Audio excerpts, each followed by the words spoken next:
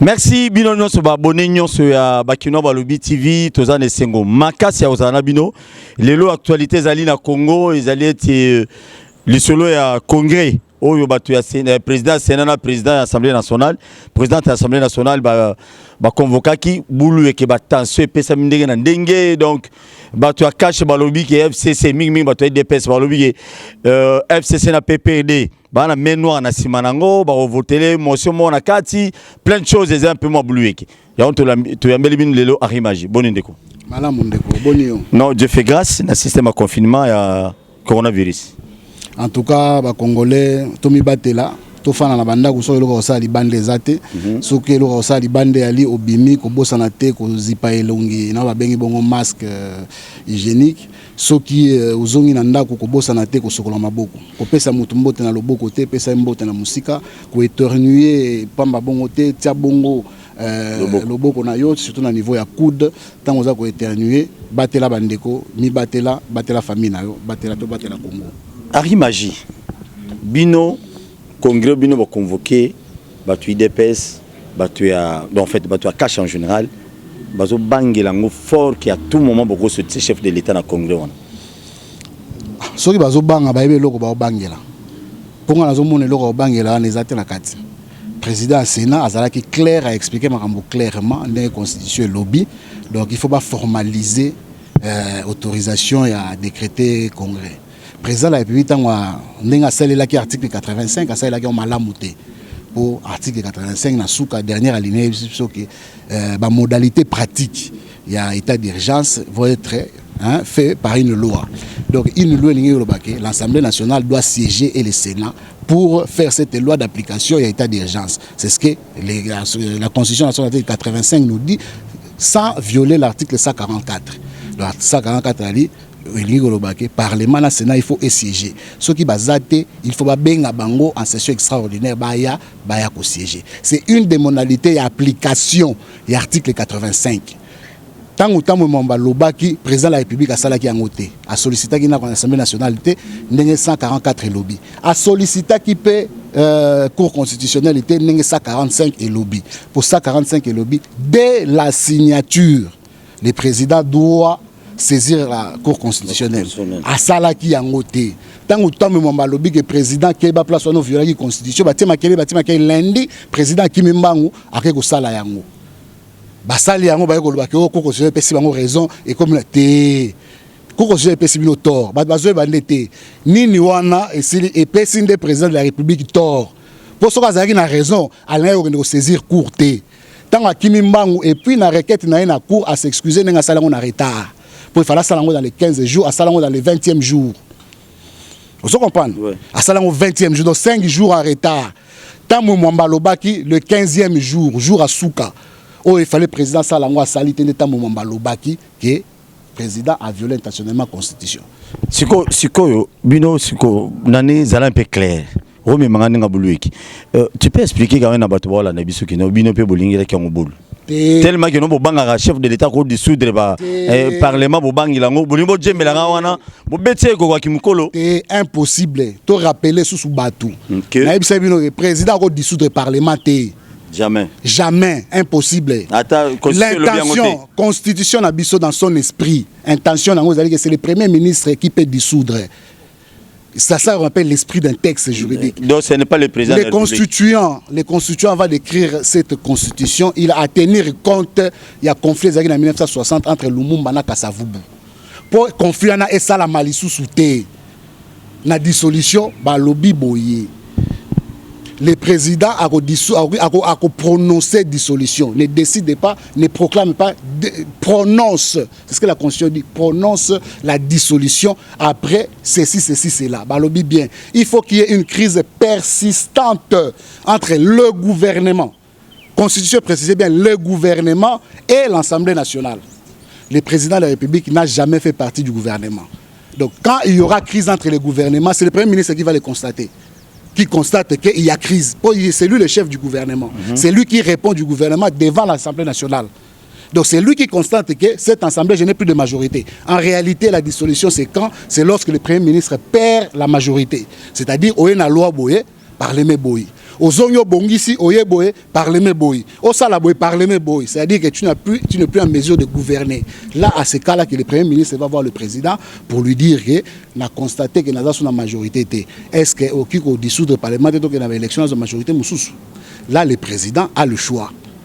Soit tu as prononcé dissolution du Premier ministre à lobby, soit tu as convoqué le Parlement, le président du groupe parlementaire, à 5 ans, on va composer la majorité moussous. Pour répondre à l'article 78 de la Constitution, le Premier ministre moussous. Donc, écoute, on a l'élection, tu vas changer le Premier ministre. Mais ce qui est et que, par exemple, tant que parti aux côté Premier ministre à Kala. Et les Kébélé, que par rapport à Banani, on a président son choix, là, il dissout l'Assemblée. Merci beaucoup. L'Isolo a Kamire na Makala. Et tout ça, la binoma B. Beaucoup mieux que fouiner. Tina Saba Tiroir, chef de l'État, pour être. On dirait qu'il n'y a pas qui correspond un jour, parce que ce qui est vrai que.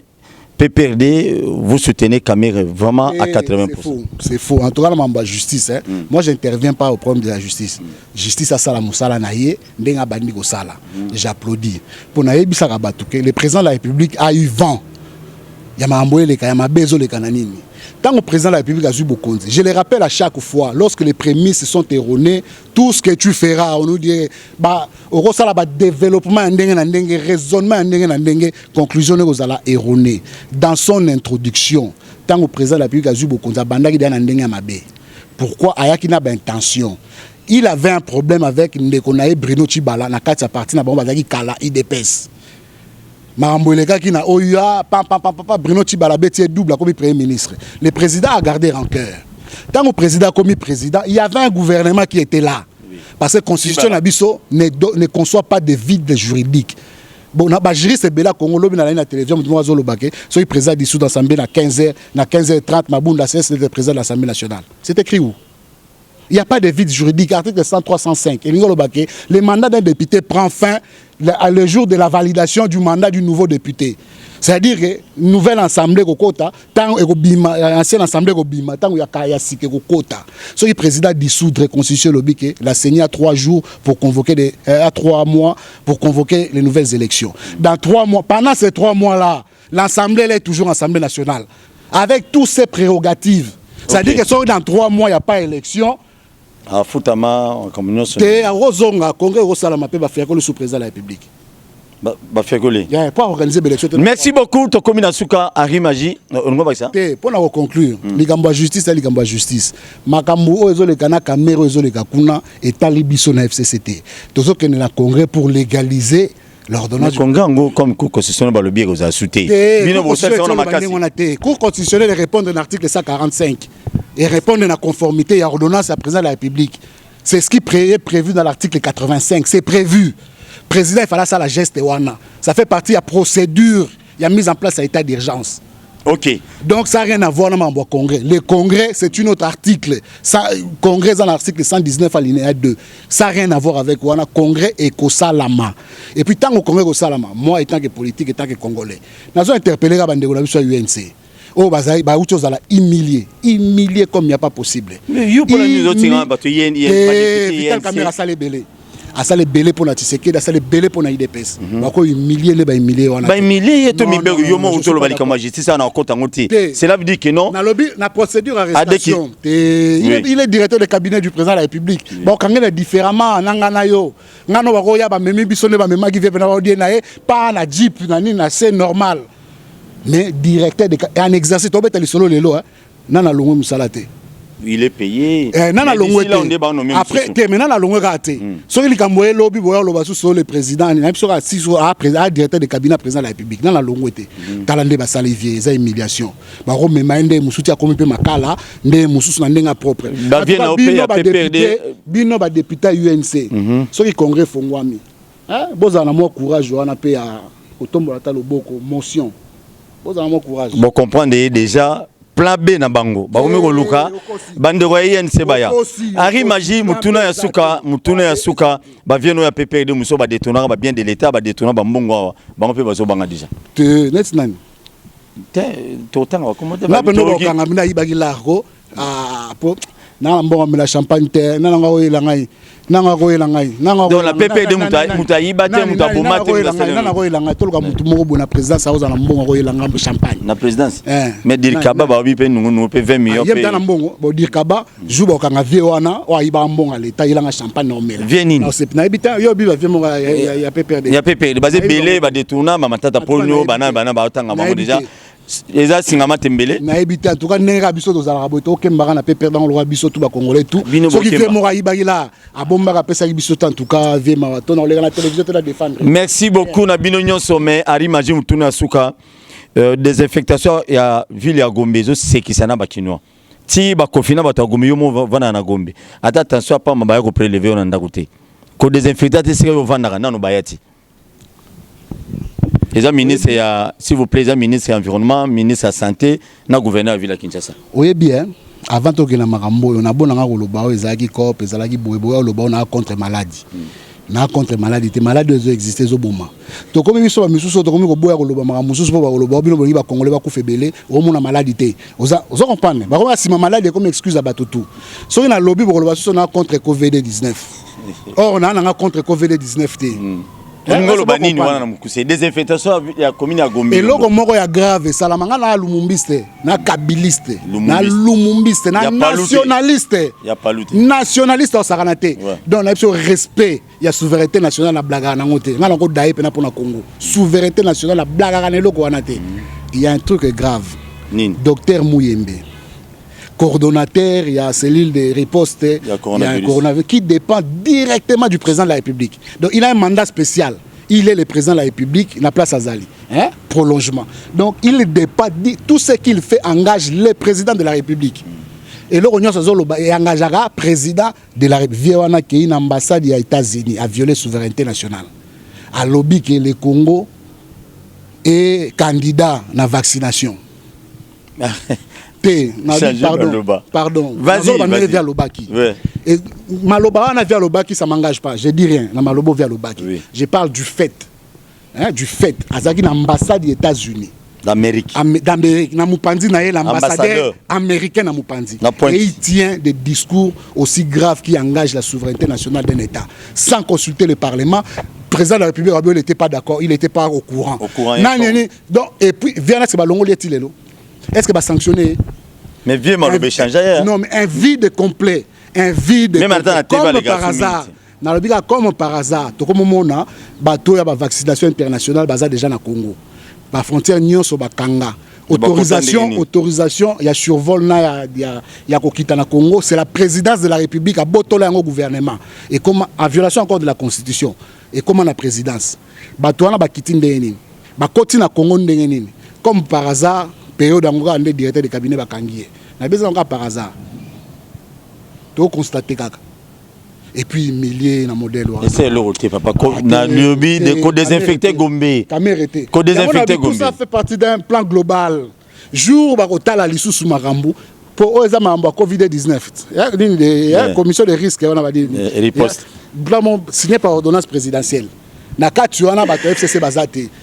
Bato cash na bato cash.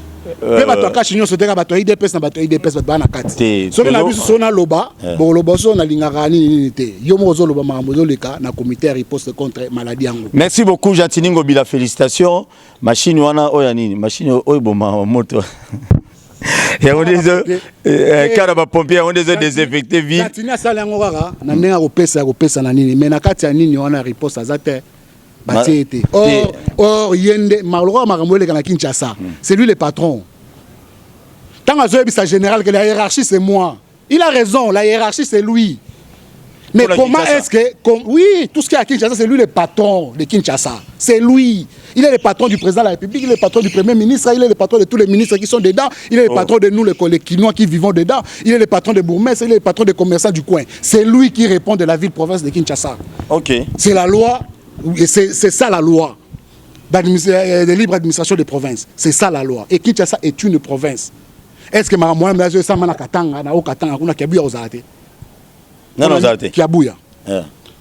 Hein? Les tout puissants gouverneurs Kiabuya ozate. Merci Mutuna Yasuka Ari Maji Gédéon Kyungu. na ne mwanasemi baseme basemaka terreur na minute ne mwanasemi azosala o azosala FCC PPRD bozo protéger bango bago simba bango te ponani. Il faut prouver mambolo ba PPRD non zolo ngayo za bakino balobi bigage bango basala ki banini na 10e limité ba to pe basangana ke belé koleka ba bambi ba cocktail le moto quoi ba cocktail nini cocktail nini oloba no ngoto le obitelo ba bambi milanyo na moto baziki sipena moto baziki me beta te le go le beti pas né mona nsemi pourquoi deux poids deux mesures. Mais moi je te comprends pas. Donc c'est pas là que bakino bazolo babino bozo soutenir ne mon enseigne. Parce que les autres zo beta lisolo ah. Kuna na kasangulo yinda ki susu mabe la fois passée watu mbale ba état de droit. État de droit mon enseigne masalo ya lingi. État de droit lingolo baké. Ba liberté na yo ko empiéter na ba liberté na ngate. Oya Kyungu, Gédéon Kyungu. Aboma batu. Oya Gédéon. Bola tie pour la PPRD. Na lobi ke oya Gédéon Kyungu et ko empiéter na oya IDPST. Oya IDPSP et ko empiéter na bakataka katanga te. Donc biso biso tout ba congolais toza ndenge moko tango ba réprimer bakataka tanga kaka mbuma bakufi tango ba réprimer ne mona nsemi kaka mbuma bakufi on doit réprimer l'IDPS kaka bakufi et puis biso est-ce qu'on a biso bina zeto tumbi ba pine yebsanga jour biso ta PPRD. Merci beaucoup Nayamaki Henri Magie. Aza mutu ya PPRD, mutu ya Joseph Kabila ya makila donc so ba kundi Joseph Kabila ba uchaina ba che yena se serke na nini bon te par babiso moi to babiso musée Laurent Désiré Kabila Joseph Kabila Kabange musée Asika Joseph Kabila Kabange par babitoro babiso nde sala ke Lumumba kufate Lumumba n'est pas mort. Parce que Moussa Zalaka a continué bitumba banaju bakangaka Lumumba. Moussa continue la résistance ke maki. Moussa ke maki ko banda kota résistance ti aye ko bengana bato baboma Lumumba. Babomi Musée Asikaye Joseph Kabila a kokonza Congo ko bongisa Congo tito ko zo indépendance na biso sa banda ke ko sila. Soki bolobi bo attaquer na ba Joseph Kabila Henri Magie ko sala. Si Henri Magie ba gardien de la révolution tozé belé. Bakuluna. Ba gardien de la révolution to ba kuluna te. Soto ba kuluna mais to tumba ba pina na nzela. Soto tumba pina na nzela. Soto beta batu. Nous protégeons la République. Nous protégeons l'esprit. Merci. To protéger l'esprit ya bateau nyonso bakufa pour la libération ya Congo. Na wiko désannoncer. Ba vena biso Okito banani ba ibele. OK. Merci. Na wiko désannoncer. Mais moi passer pe la na papa la biso kizenga o mozolona ici. O binomo ko to boma parti. Oh, Joseph Kabila Boma parti. Ah, on a zo benga balumumbiste nyonso. Joseph Kabila compris. Ça la cotisation, Joseph Kabila compris. Musée, ce qui l'État au foot à Tepo. Et puis Félix Antoine Tshisekedi na pointe. Puis nous vient à Bisso qui est premier ministre plusieurs fois et puis on vice-président. Tobo Sanangote. Donc ce qui veut dire que Kobanda 60 tilelo, ce qui veut dire que ce qui l'État aussi sa mausolée il y a papa qui zengate. En tout cas biso balumumbi c'est to cotiser là. To vider mausolée. Na ko désannoncer. Mais il faut zalaka pour désannoncer bien. Merci na bino so batu bolandi alobi Joseph Kabila za lumumbiste. Héritage ni Joseph Kabila tikeli ba congolais. Héritage ni neza bientôt à malam. Neza bientôt à mabe. Joseph Kabila descendait à Lumumba, Henri Magie Mutalobi. Bato belé pose au musala na mbogo il faut ça na partie songolo pakala. Wana des héritages au mutu, asa descendait à Lumumba tigeli biso. Merci beaucoup Nabino Nyonso. Merci. Merci Nabino Nyonso. Merci Nabino Nyonso Bolandi biso. Bon s'abonner massivement. Oh ils ont 5 réponses. Désengagé mission, ils ont 5 réponses. Oh là là là. Joseph Kabila na mboko ya coûté $300,000 à budget. Bino botimara 80 milliards ya nyongo. 80 milliards ya nyongo. Bato basalaka avant hier, est-ce que basalaka te Joseph Kabila salanga fouti 18 milliards ya nyongo. Merci au répondre. Atiki mbongo belé na caisse à l'État et bungi à l'espace de 9 mois. Pas caisse à l'État vidée. Merci. Malobio mutumo a 300 000 ya moko budget Congo tant Kabila. Merci beaucoup Henri Magie. Joseph Kabila viva. Héritage au Joseph Kabila tigel biso kinwana congolais no salibana boyibi. So ezala malamu to mabe, bo s'abonner massivement, bo sala ba commentaire na bino akata chaîne na biso YouTube, partager lien. Henri Magie mamunyo so leweza ko engager. Tokutani prochainement, merci.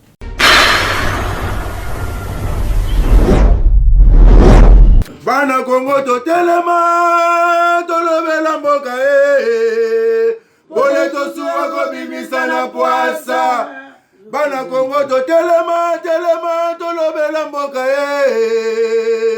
Bole to suwa ko bimisa na poasa Ba député to votaki bazo salarien bazo salarien to kende na funa bazo salarien Congo to lega na mwamba bazo salarien to kende lukunga bazo salarien na baboko kuna bibembe bazo salarien to tonga na changu bazo salarien